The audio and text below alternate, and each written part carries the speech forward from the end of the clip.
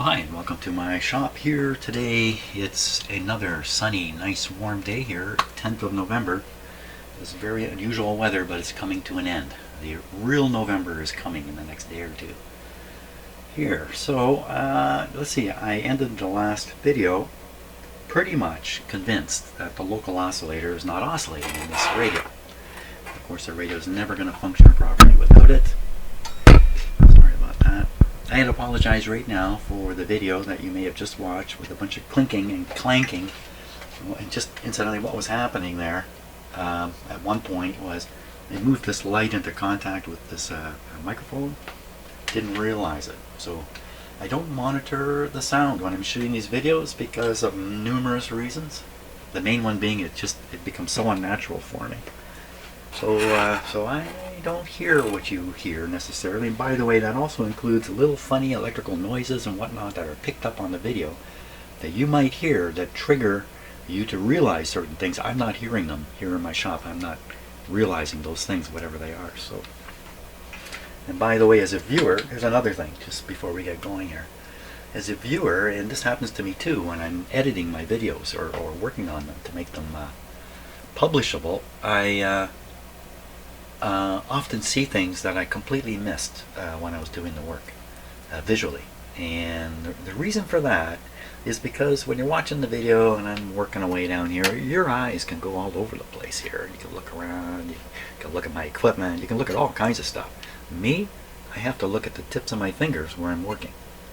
It's just the way it works for us human beings. Same thing is true for you too. You just may not have really realized it.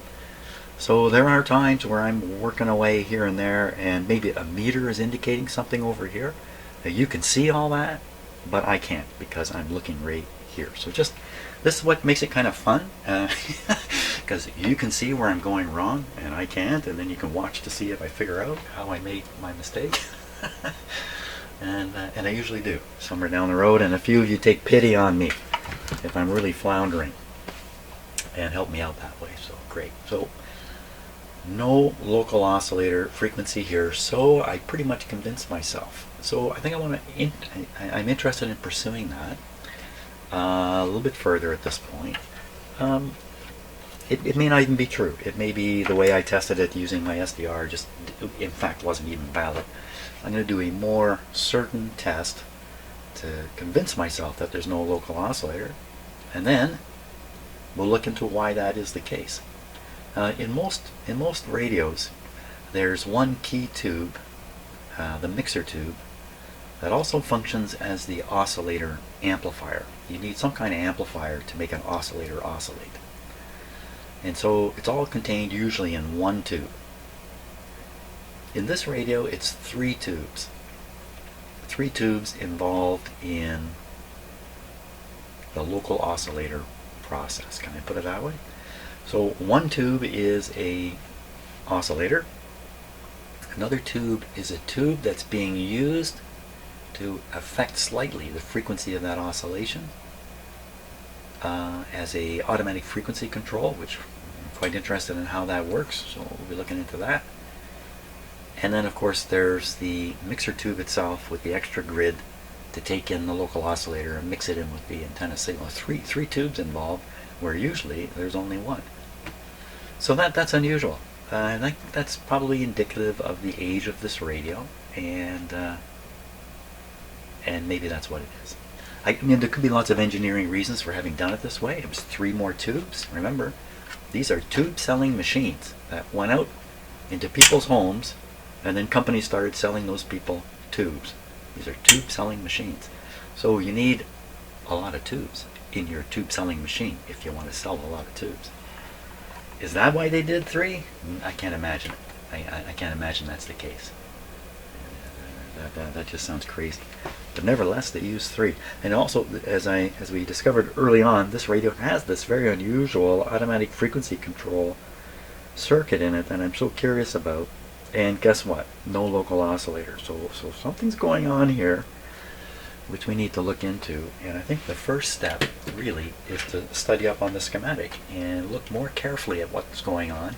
There's a nice write-up. We can go through the write-up that explains the automatic frequency control function in the radio.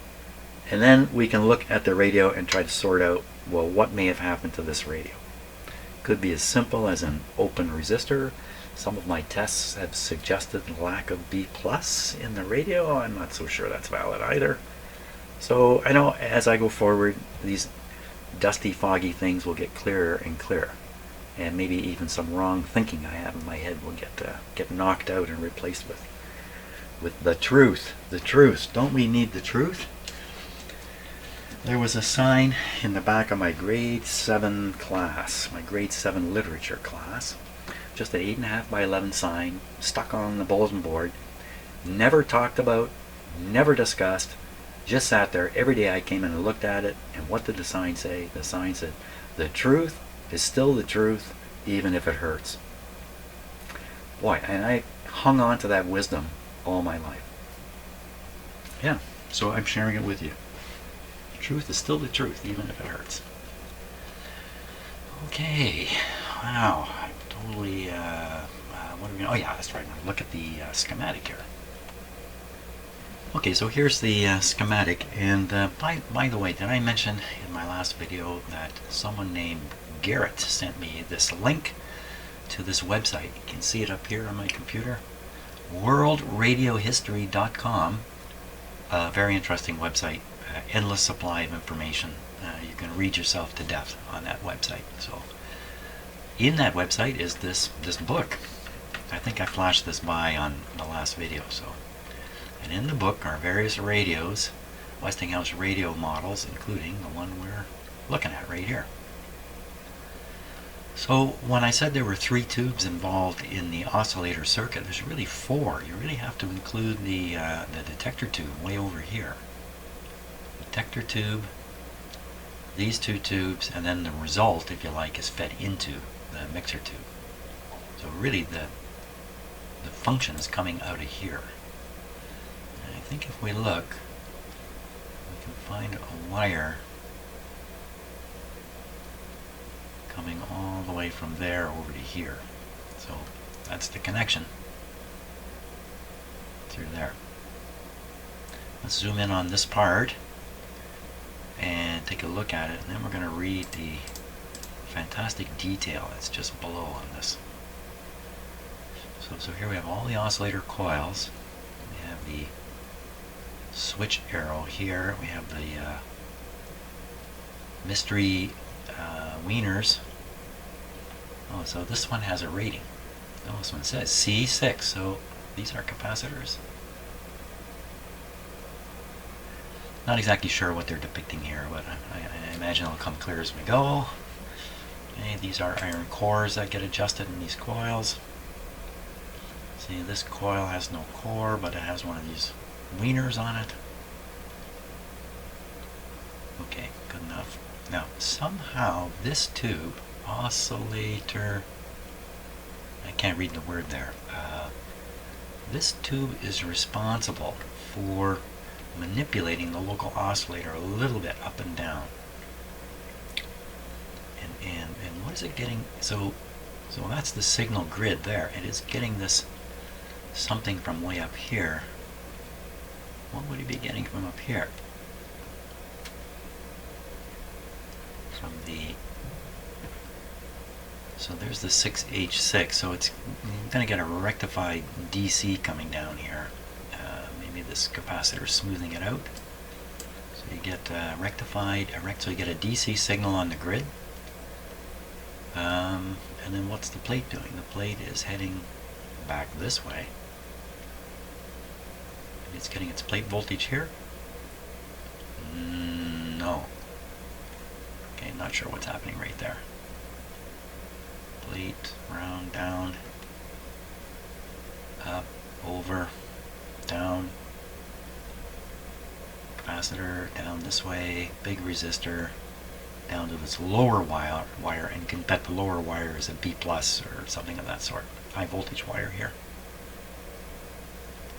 What's that say? 470 what?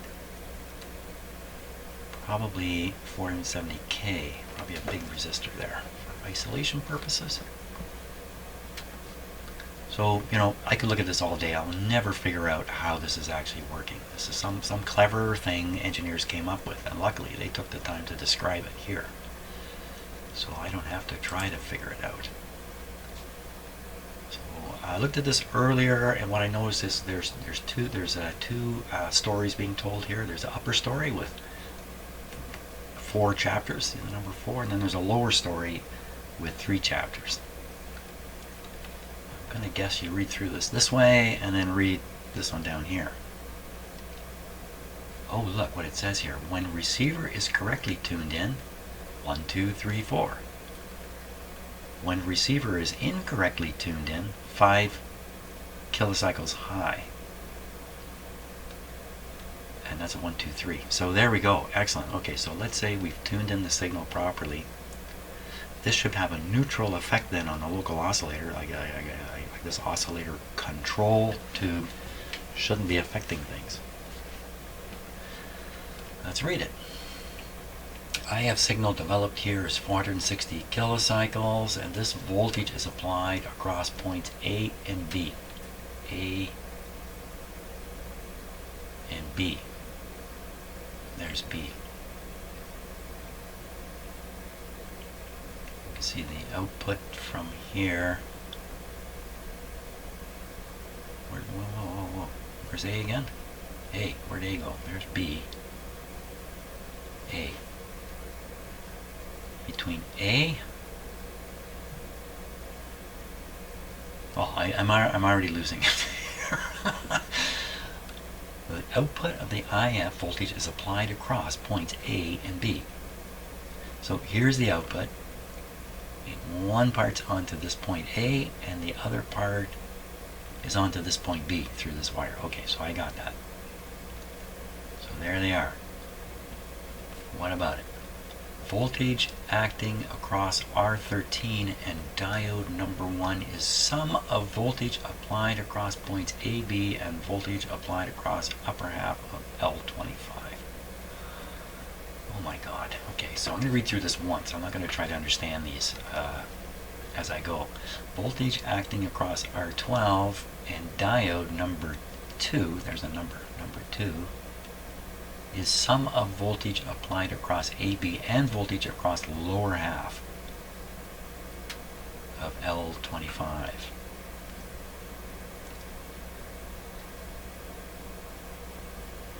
So you're getting the supply voltage plus whatever is developed in this coil, I think is what it's saying. Upper half adding up here and the lower half adding down there. Well, it's the same coil with the same current in it. The circuit of L25 and L26 and C33 is tuned to 460 kilocycles.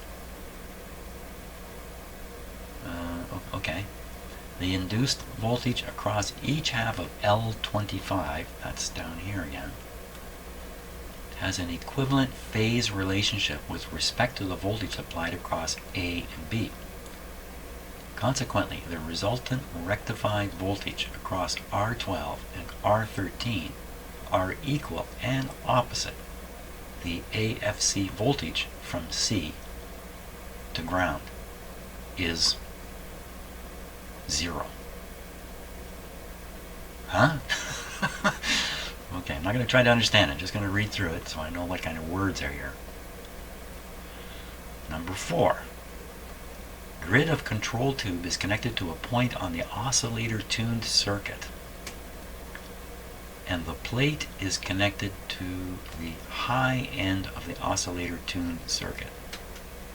Oh my gosh. The phase relations are such that the amplified voltage developed on the plate has the same effect as an inductance in parallel with the tuned circuit. I mean, this is the key thing. They're explaining here exactly how this really works. The phase relations are such that the amplified voltage developed on the plate has the same effect as an inductance in parallel with the tuned circuit.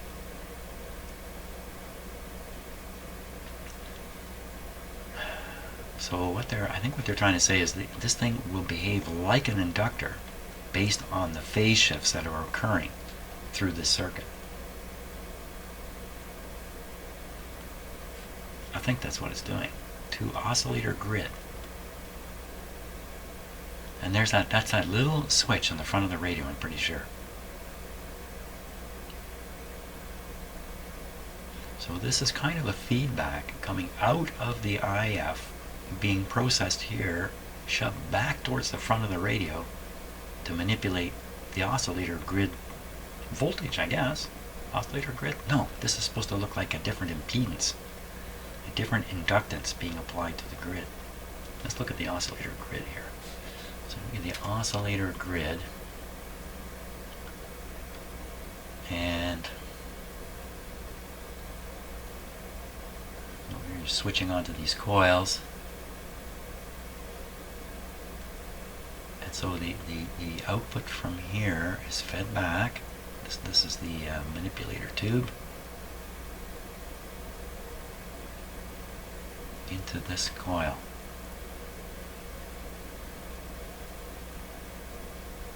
Well, I say into this coil, I don't really know, to here. I don't really know where it's going. Look at that.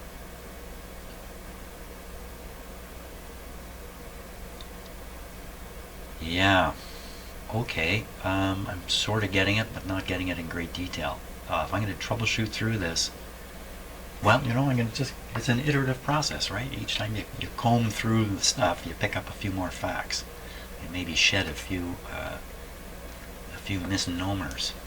Misnomers?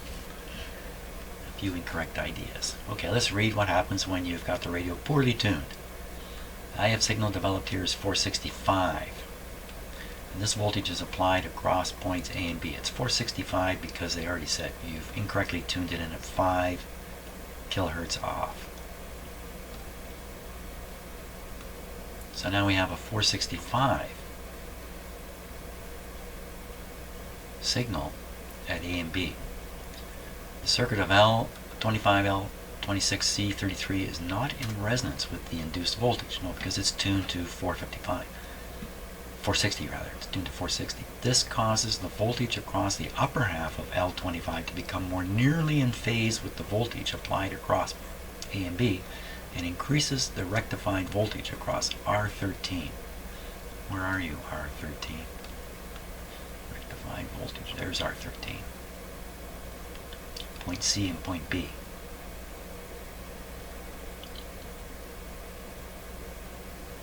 So I think this is the output right here from this arrangement that's heading this way. Some of it is the detection of the radio signal you want to listen to. So see, some of it is pumped off to the volume control, and another piece is sent off this way. Look, these are both 470K, same size. Kind of a, looks like a very balanced sort of thing, right?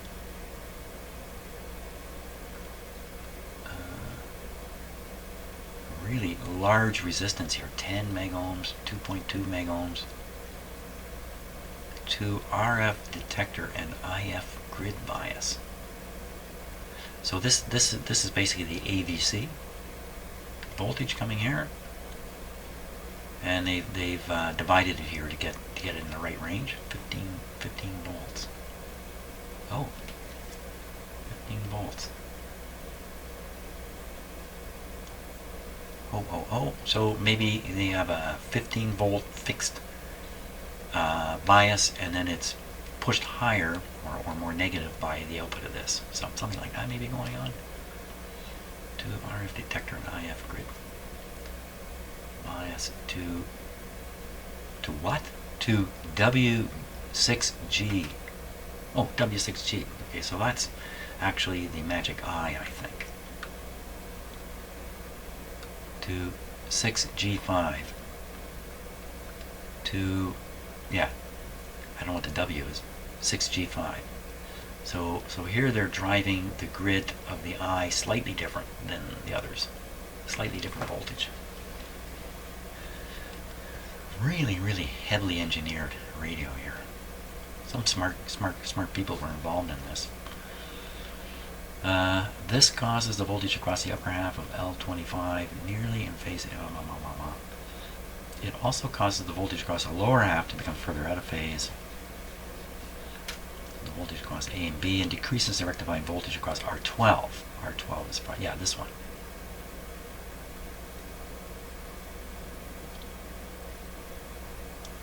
Okay. Consequently, the resultant voltage from C to ground is positive.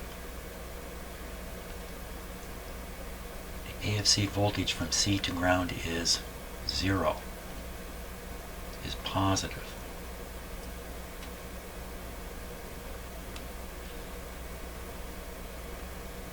Which voltage? C to ground, so from here. It actually says AFC right there. Oh, that's referring to the switch.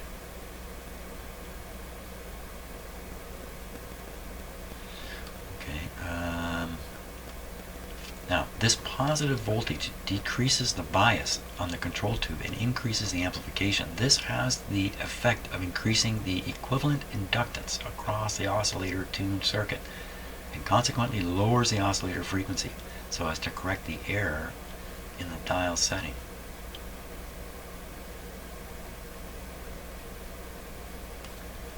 Lowers the oscillator frequency.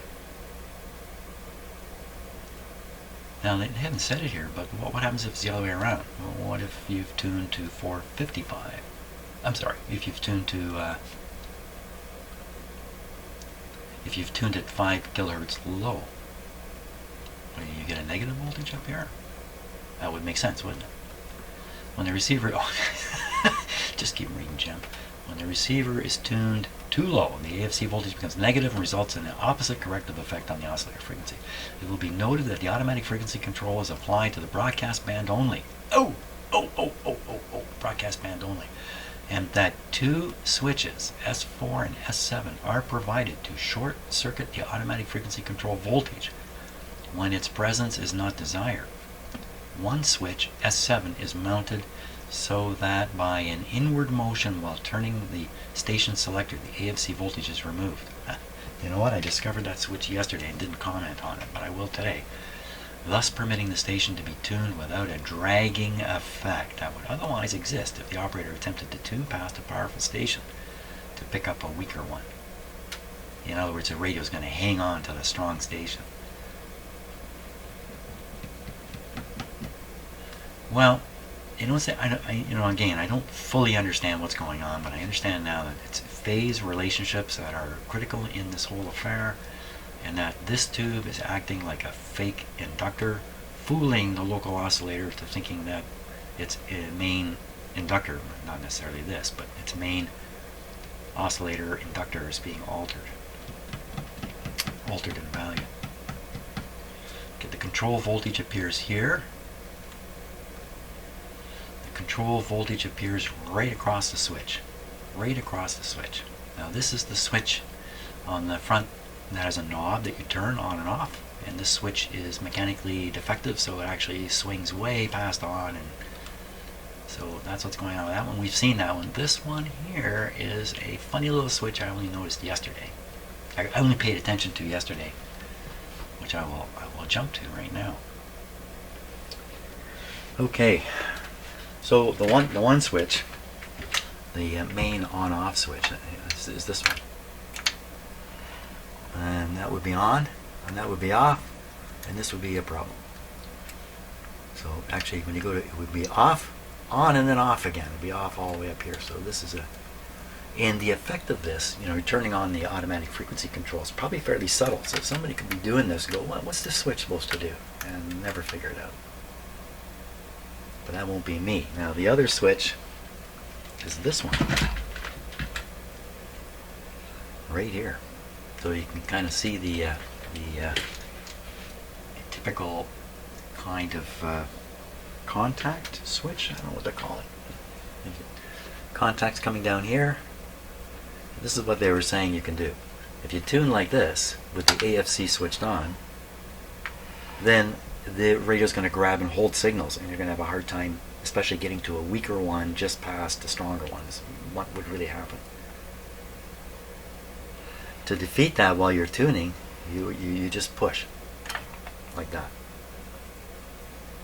That closes this switch, doesn't open it. That closes the switch. Maybe it's grounding something out. And now, look, it is definitely grounding something out. In fact, we can see what it's grounding. It comes right back to here. It comes right back to the top of this switch. So even if you have it on, you can disable it by grounding it. I think that's the story there. Huh, look at this tensioner. This is like what you would find in your automobile belt. A spring-loaded tensioner on these strings. Never seen that in a radio before.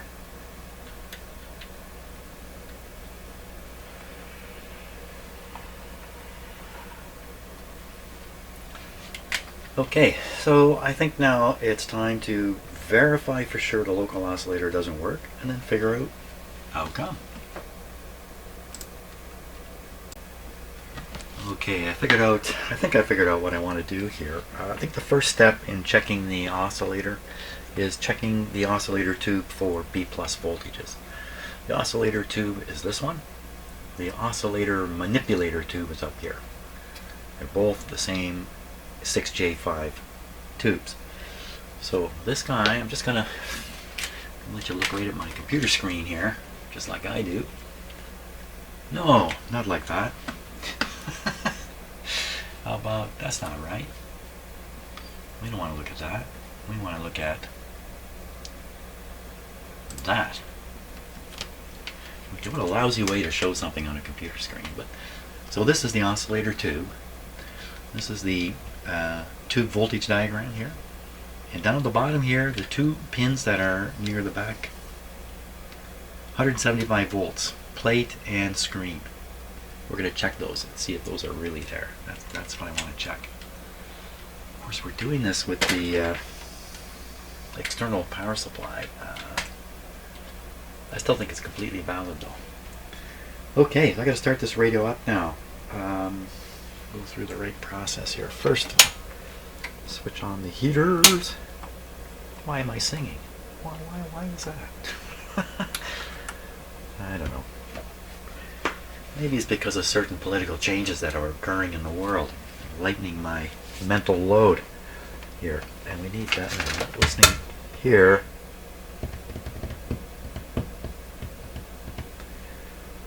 Right, we're just checking voltage. The voltage we want to check is going to be a big positive one.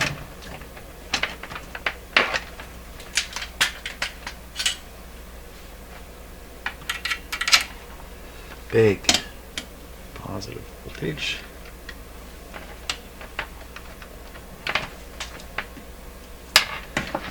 Okay, I'll turn on the high voltage supply here.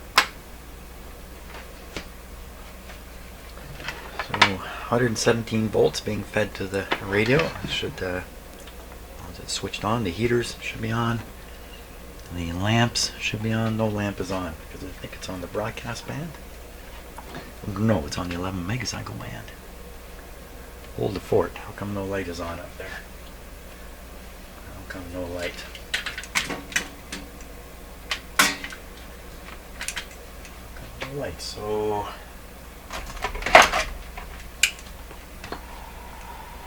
carefully now.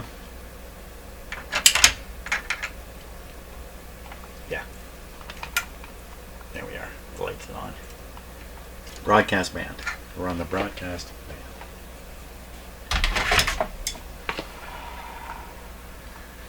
Okay, so I'm going to engage the B+, but before I do that, I want to just practice with my meter here. Let's flip you back over here. I'm going to go in on this tube, this pin, and this pin. Easy, easy to do. Hopefully nothing happened on that meter when I did that. Why did I say that? Because they don't have the B+ on. What? How many people are in this room? 1/2.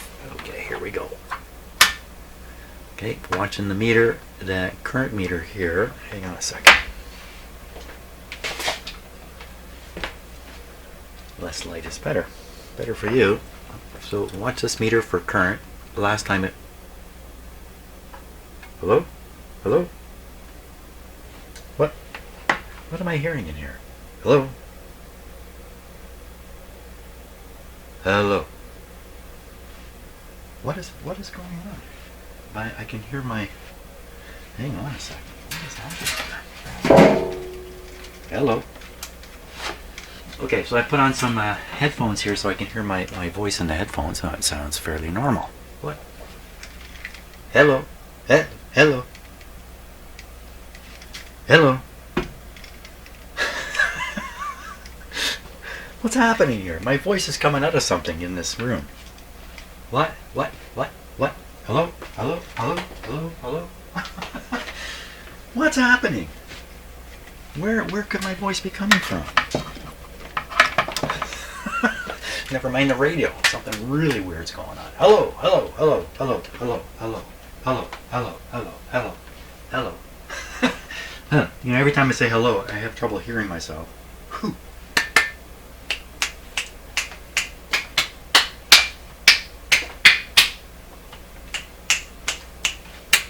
Hello? What the heck is going on? I swear it's coming out of this radio. You may not be able to hear this funny sound, but... Hello, hello.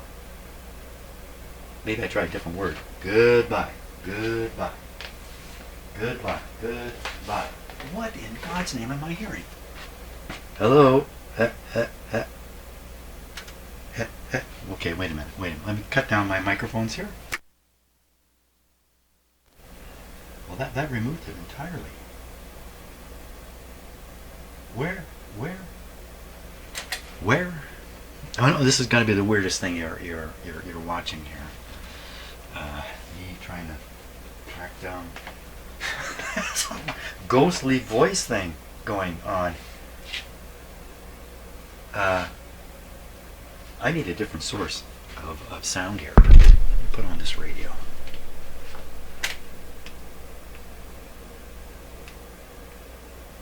Today, I want to point out, if you're listening to this right now and you want to get an idea of just what an amazing job Kazoo did here, Google Gary Oldman, Winston Churchill, and you'll be able to see like a side-by-side comparison. And it's really remarkable because what you did was you turned Gary Oldman into Winston Churchill. However, okay, when I don't know where it's coming.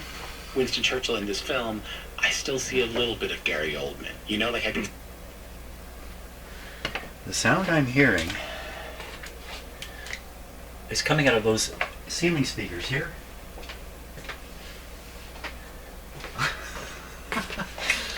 Those speakers are hooked up to this amplifier, which is monitoring my voice level for me. Occasionally I play this out of those speakers. I must have turned them on by accident. I must have bumped the speaker button. Hello, that took care of it all. Okay, shouldn't have changed. Okay, there we go. You know, you never know what's going to happen in Jim's shop. You never know. At least I never know what the heck is going to happen. Troubleshooting everything at every turn, including me. I'm also part of what needs to be troubleshot. Or maybe just shot. Maybe I just shot would be good. Now what am I doing? Let's just get my head together here. I was about to turn up the B+ on this radio when I started hearing my voice mysteriously coming in the room. So we'll carry on with that. We'll turn on the voltage and then we'll measure it. Very good. Right. Okay, back in gear. Here we go. Now I had this set so you could watch that meter, except you can't see it now. Very, very tricky sometimes to do lighting in here. I think it's this guy here that's doing it. Yeah, that's the guy. Okay. B+. Watch the current meter. Go. Here we go. Going up. 100 volts. 200 volts. We're at, no, 150 volts. Let's go a little higher. So 200 volts is yielding about 30 milliamps, same as yesterday.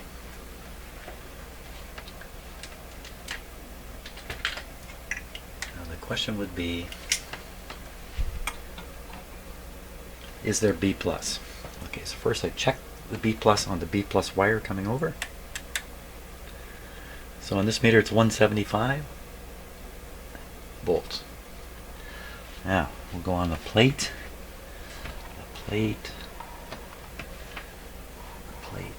Or well, plate or screen, one of the two. Anything happen over there? Nothing happening. How about here? Nothing happening. So I think we've essentially found the basic reason why there's no local oscillator. Appears to be no B plus. Now this red wire here, can you see this? Yeah, this red wire coming right from down in here, the power supply area. This is probably B plus. This is an empty pin. There's no pin in there. What do we see on the meter? Not a thing. Is it really working here? Okay, let's go down this resistor. Something. It's a little wee bit there. Oh, almost nothing. Almost nothing here. So that's on the 15 volt scale, and it's reading like 1 volt. It's a little tiny bit there. How much, Jim? Tiny. And of course, nothing at the far end, of course.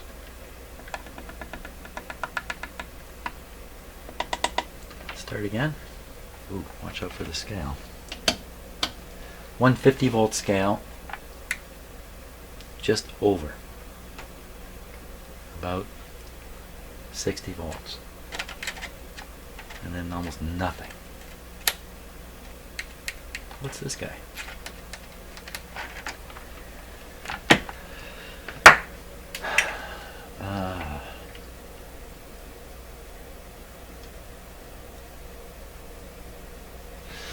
Okay, so back to the guy who doesn't have any voltage. The poor guy with no voltage. I think we gotta sort that out. So the two leads that should show the B plus are this one and this one. This second one is coming from here, and the first one's coming from here.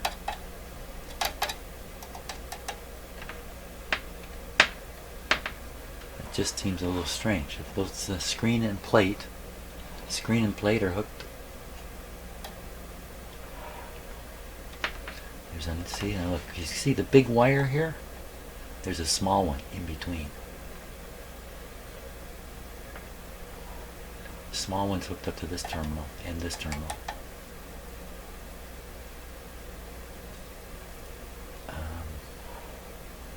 Across the plate and screen of the oscillator tube.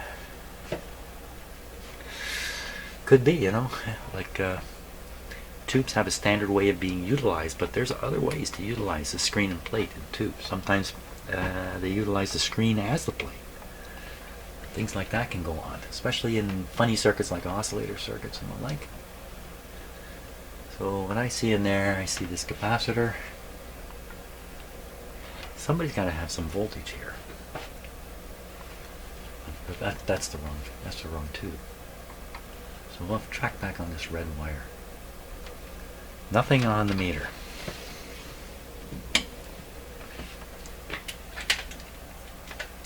I must have bumped this, did I? Okay, so we track back. Red wire comes down. Maybe the way I'm feeding the B plus into this radio isn't correct. Feeding it right into the top of the resistor here. I think that's correct.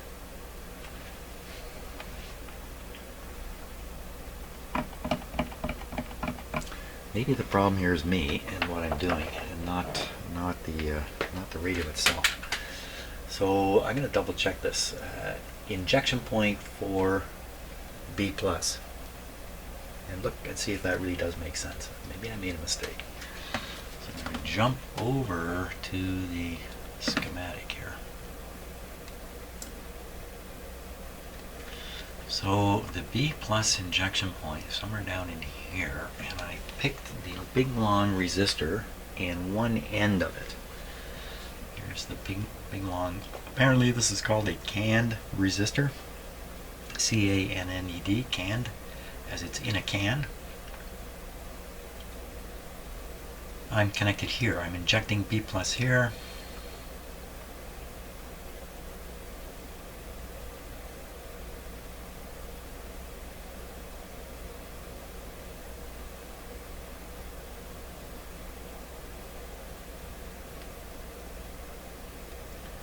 Injecting it here. Yeah, I may have this in the wrong spot. Better place would really be here. This point probably exists as a point in the speaker plug in the radio. It's right on the top of the 16. So the 16 is the one that has the negative side, the can grounded.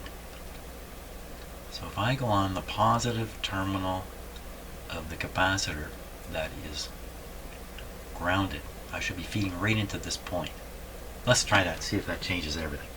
Let's try that. Make sure I know what I'm doing here. That's always a tough call.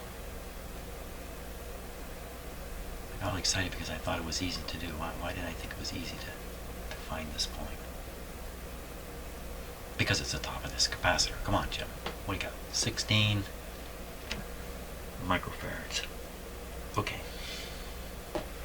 Okay, let me turn off the... Put my power supply on standby. Take this off here. The two capacitors are right here. This is the insulated one. This is the uninsulated one. This is the positive lead from it right here. And guess where it goes? It goes exactly where I had it. Oh. Ooh. That's not too hard on my little power supply up there. Kind of funny that would spark, wouldn't you think? I would think so. Because the power supply is switched off. Actually, it's only on standby. Okay. So we think we're putting in B plus the right place. It should show up in the right places throughout the radio. And if it's not, there's a problem to be found. So let's just keep poking around with the voltmeter here. Let me turn the voltage back up. Wait a minute, we got nothing flowing here. Did something fall out? Did something come off? Maybe I clipped this on insulation. Let's try that. Oh, because the power supply is on standby. Yeah. Here we go. 100, 150. And we're looking at 200 on the meter, 25 milliamps. Okay. That voltage should be down here, of course. And we should see it coming along the resistor. There's some there. Still seems a little odd. You know, maybe it's because I'm only using 200. Maybe it's supposed to be 300 here. So now we go back and we double check on the tube. Nothing. And nothing. Hey, this can't be, this is an empty pin here. This wire is not going to the tube, it's going to a spare pin for connection purposes. So this one's coming from the tube. Okay, so I want to try to find on the other side of a component some voltage here. This red wire. Can't see where it goes. Or we track out this way. So there's a red wire here from the high voltage point coming down to here. You know what? I think I know what's happened. If you pull the speaker plug out, it opens a switch of a sort. They have a little trick in here with a couple pins soldered together so that no voltage can get into the set when the speaker's not there. But I'm smart enough to get around that. I will Wait a minute, am I really that smart?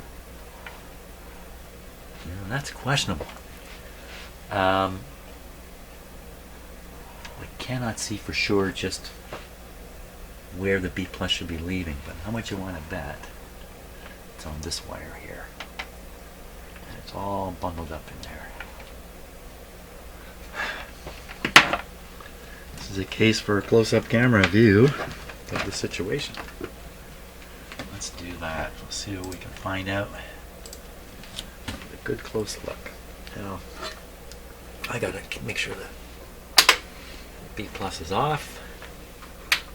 Good. B plus is off. Let's go. So here's the tube in question.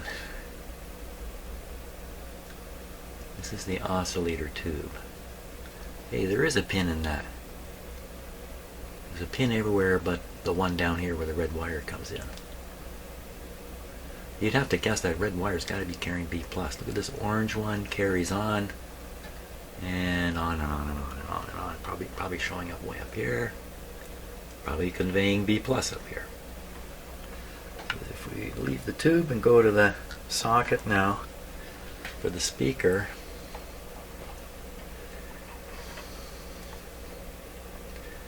so the bare wire that's visible in the picture there, I believe, is how you can only get B plus. Actually, doesn't make sense what I'm saying. I'm going to stop saying that. But you cannot get B plus through here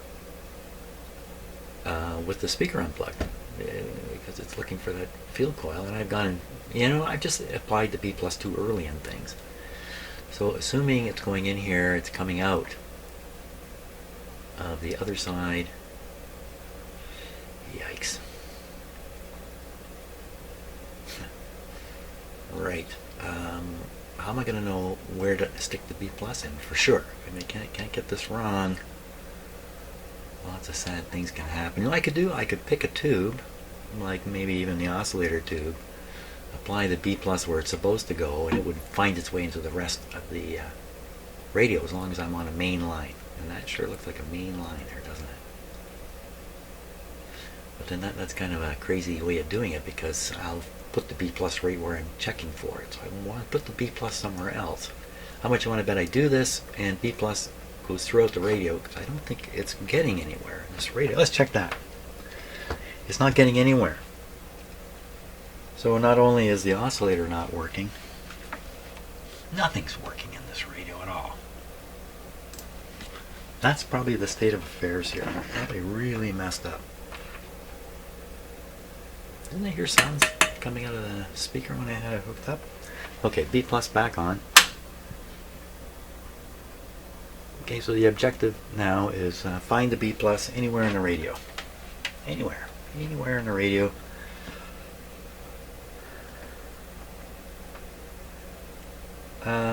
Yeah. Okay, let's just go looking. I want to get my arm in front of the situation here. Here's a nice red wire. Remember, there's nothing here. Let's just make sure there's something down here. Yeah. Nothing there. My big red wires here. Oh, look at, there's something there.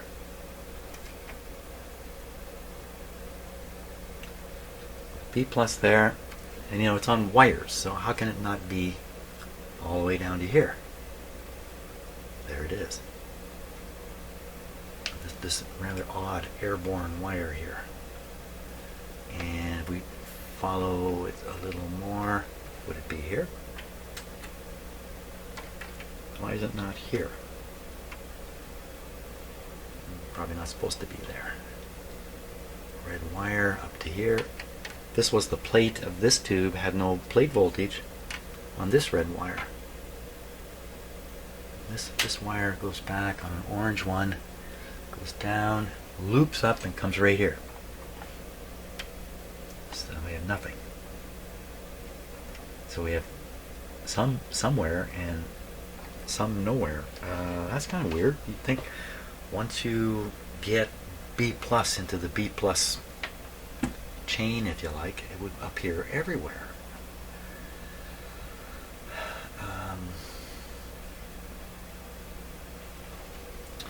That's why I'm getting such confusing results in this radio. Some places it's okay, some places it's not.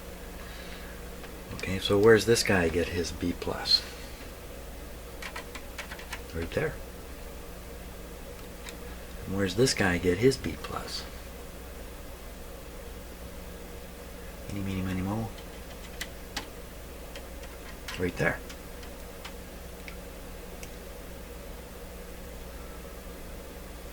And him, where's he get his B+? There's a little bit there. That might be, that's a screen or something. Maybe this one. Or maybe this one. It's a little low on this. That's a pretty low voltage. There.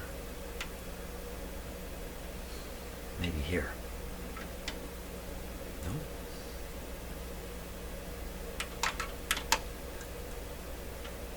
So again, all this poking around in the radio is valid just to get familiar with the radio. So even if I'm off track, I'm on track. I'm off one track, but I'm actually on another track. A good track. A track of discovery. Well, so how is it you cannot have B+ here? So on this wire, it's supposed to be all the way over to here, I think. Here, these are probably all screens or something. Well, that's probably heaters. That's pin 2. Yeah, that's a heater thing I'm on. Let's get off that. Pin 2 and 7 are almost always heaters.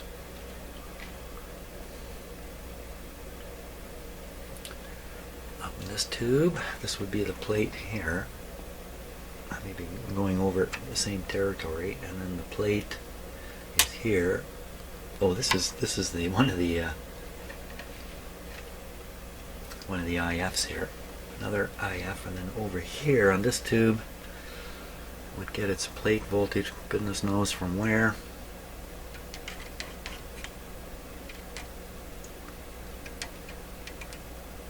You know what, you can't see the meter now. There. Nothing so far.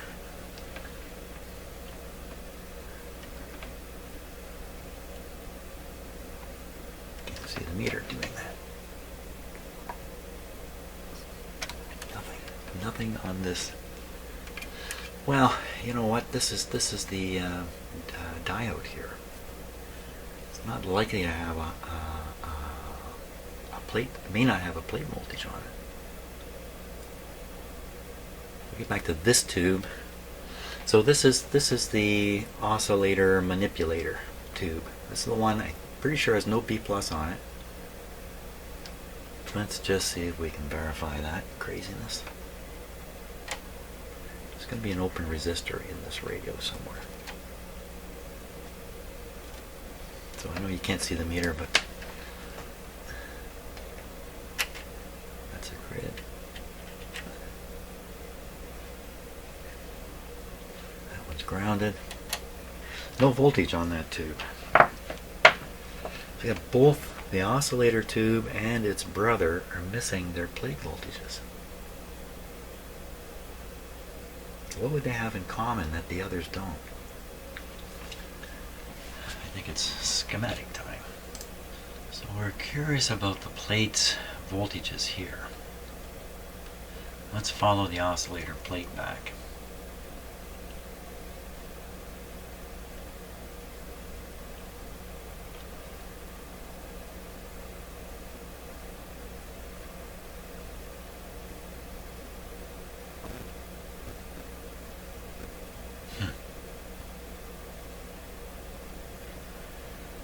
So I think I'm feeding B+ in at this point right here by tying to the top of this, which is the very same as one end of the resistor.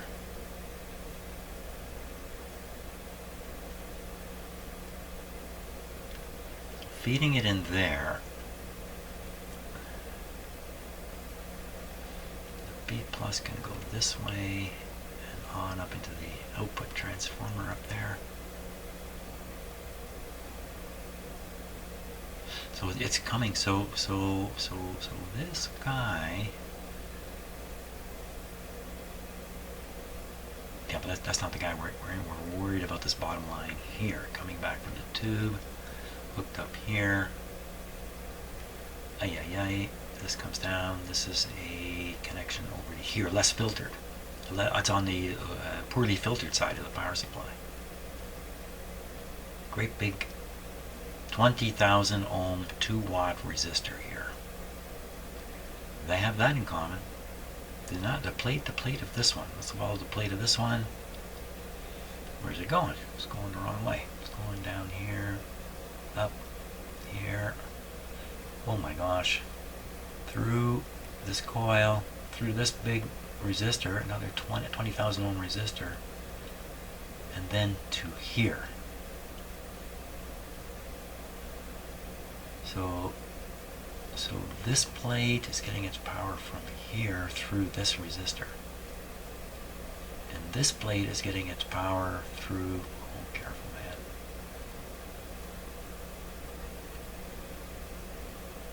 This resistor.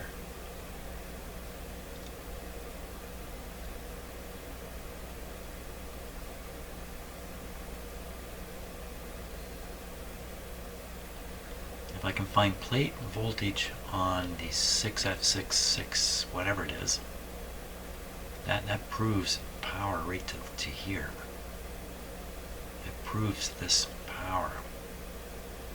Think about it, man. Look what's happening. The answer is right in front of your face. This is missing. This is missing. So I'm feeding power in here. It can't get over here and then come out here and then go do its thing. So I need to feed power to both sides of the field coil. That's what it is. Or I need to feed power to both positive terminals on these two capacitors. Like clip lead between them. Or clip lead over to the positive side of this. This is the insulated capacitor. Does that really make sense? Because when I clip lead over, I'm really passing B plus onto this line, and then out it goes to feed the rest of this radio. That's probably why this doesn't work. Because the power supply feeds the radio from both sides of the field coil, and I haven't really woken up to that fact till just now. Okay, that's great. That gives me something to look at.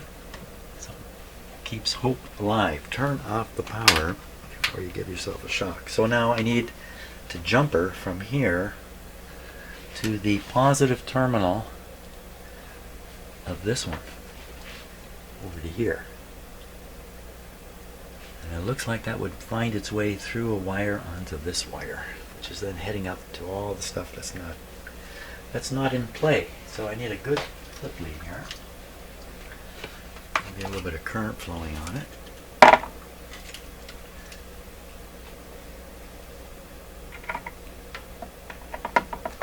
Okay, good on the LED. Again, power high voltage is off, so I'm going to clip this point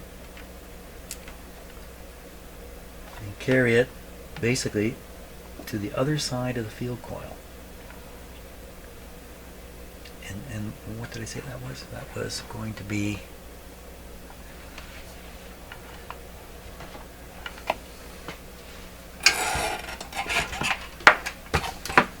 put a little light on the situation here to really see it.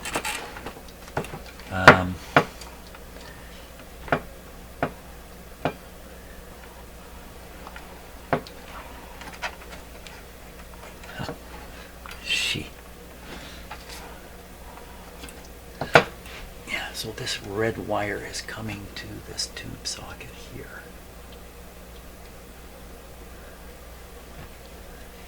Clip onto that.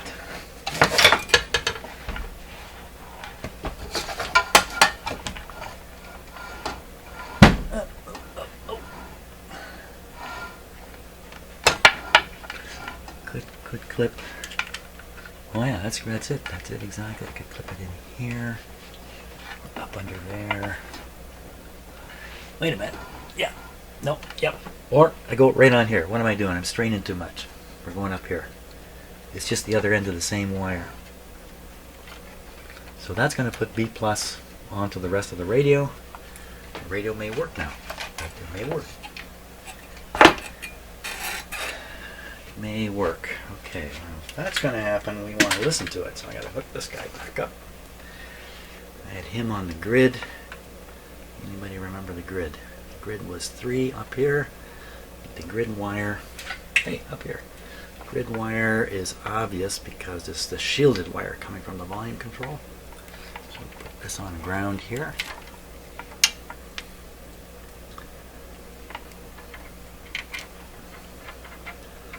Clip this onto the B plus is off. Yep.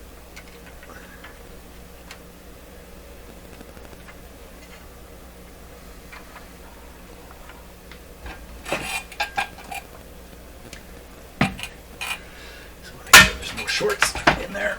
Good. Okay, so now we have our external amplifier set up here.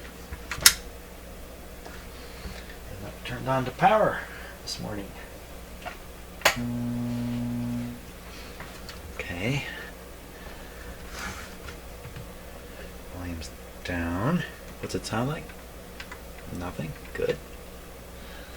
These tubes have been on this whole time. I am now going to raise the B plus, put the volume up here.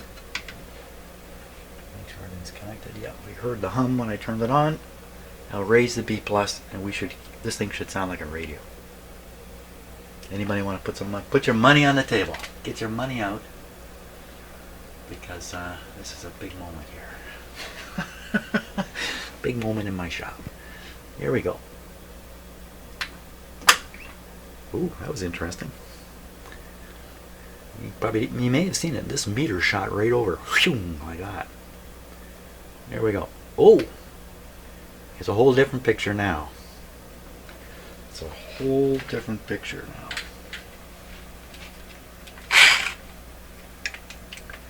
So I want you to watch the current meter here as I turn this control up.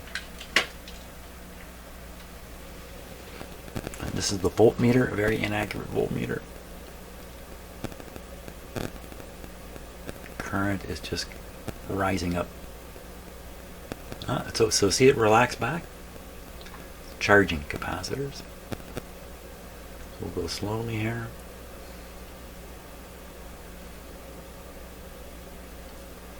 We're hardly getting anywhere. We're at 50 volts.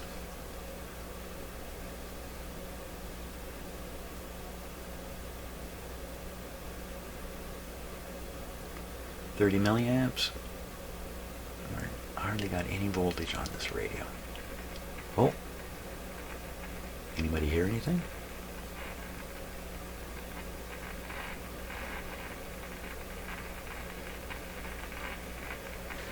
Now, is there a duty rating on this thing?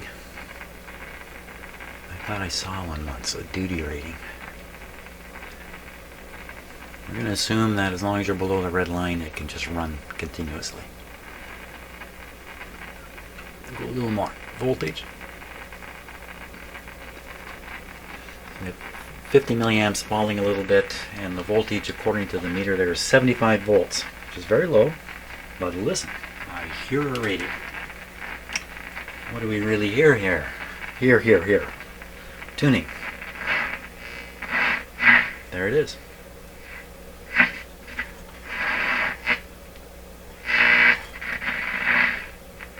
Now for an antenna, we've got, what do we got here?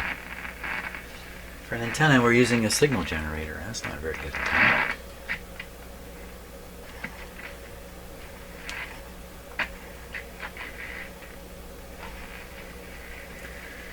Okay, let's give it a real antenna. Because the signal generator, it's not even switched on. I'm going to turn the volume down. Volume is here. Take this off here. Take that off there. I may have to run and check my antenna is switched on. Oh boy. It's coming out already.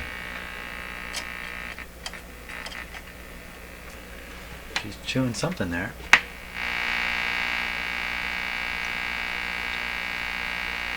Okay, man, tune something in now. Oh, what just happened there? What happened? Where'd that noise go?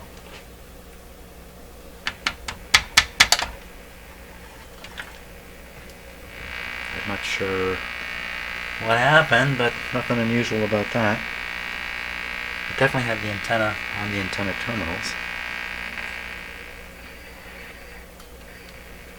Station rating here.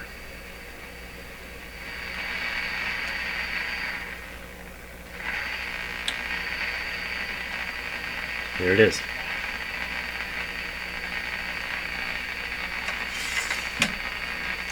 So that's 680. I'm pretty sure. You can see it's right in the right zone. Let's go down for the stronger 640.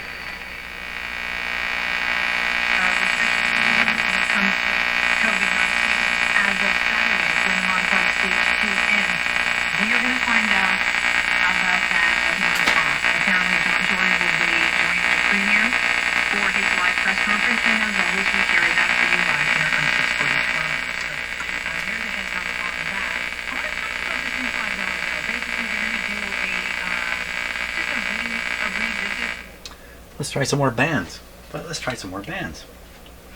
See what's happening here. I'm going to have to make sure my antenna is switched on, so I'm going to leave you listening to this while I run and make sure the antenna is actually switched to my shop here.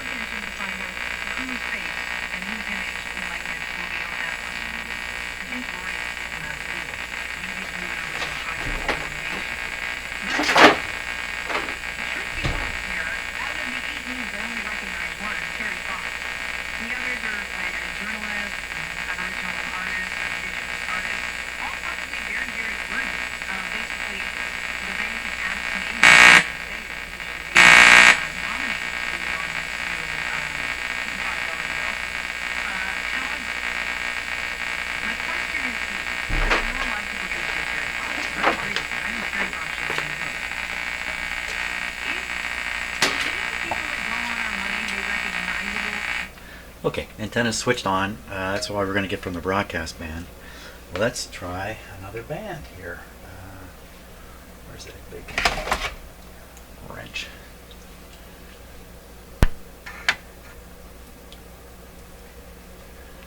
So the band we just switched to, I think, is this one, but I don't know. Let's just go a little further, make a light come on. So that's that. You can't see it when I'm doing it.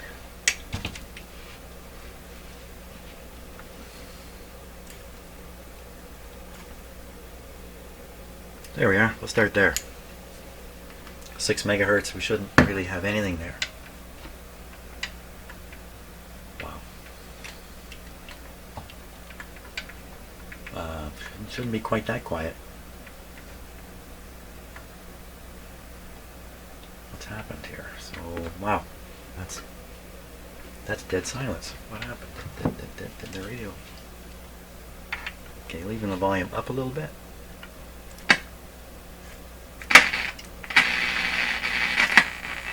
So that's broadcast. That's one of the shortwave bands. That's another one. See, the light has come on now up here. Careful. I gotta be careful I don't put myself in a shock situation here with this. Nothing. So we have 3 shortwave bands. Nothing. One sounds great. Let's gotta do this one up here.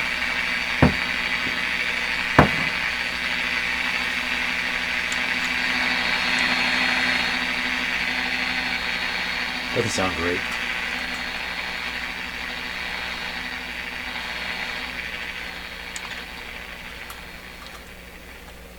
And it's going away.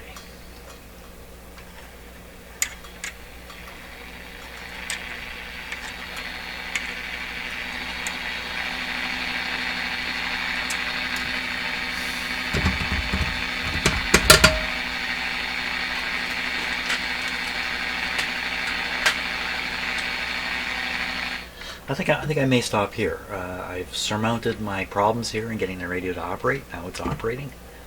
from here I can do much more meaningful tests and get into starting to replace components and discover if there's any truly dead areas. Like for instance, the 3 bands that aren't working. You know, it could just be alignment issues. Hard to say at this point, for sure. Need to operate a signal generator and do other stuff to really get down on it. I think that's good enough for today. That's pretty good. I'm happy. Radio's working. Tells me all the coils are good, at least for the bands that are making sound. It's good. Broadcast bands actually receiving signals from the antenna and detecting them and putting them out the speaker is very good. Great. Okay, that's it. This is the last summer-like day today, so I'm heading outside. Thanks a lot for watching, and we'll see what happens tomorrow.